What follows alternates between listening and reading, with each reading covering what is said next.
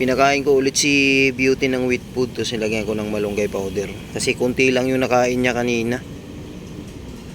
Si Orange Boy, si Puti, si Mami Beauty nandun sa dulo, yun o. Nakapatong sa bato si Mami Cutie.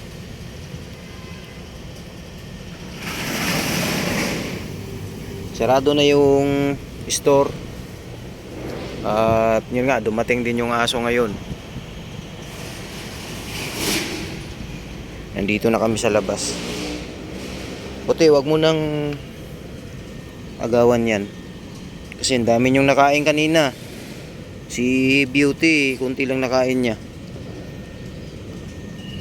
Yung paborito niyang wheat food.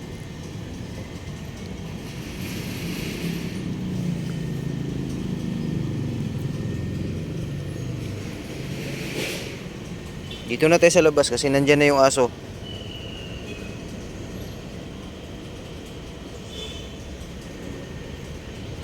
Day off ko po ngayon mga kadadaing friends. Bumisita ako sa kanila.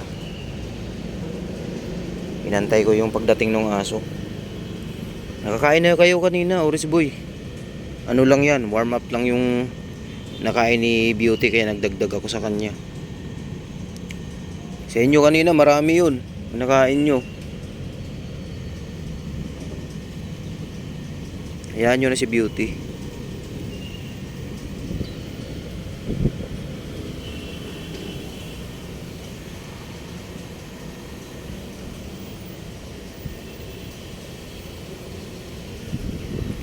Hindi pa binitawan. Kararating lang nila guys, yung mga aso. Maya maya yan, ibababa na yun sa sasakyan.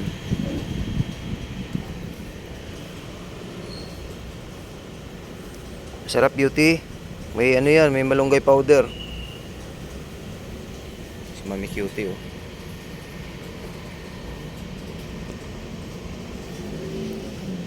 Dito na tayo sa labas.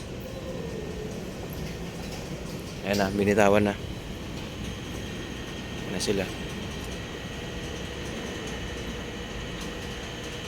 Sila Rusty. Ayan na si Mochi.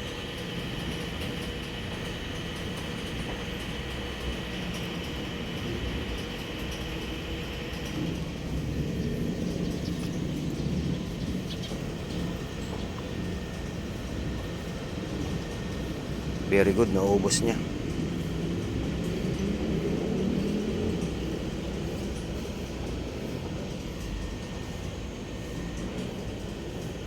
May kunti pa. Beauty, may kunti pa oh.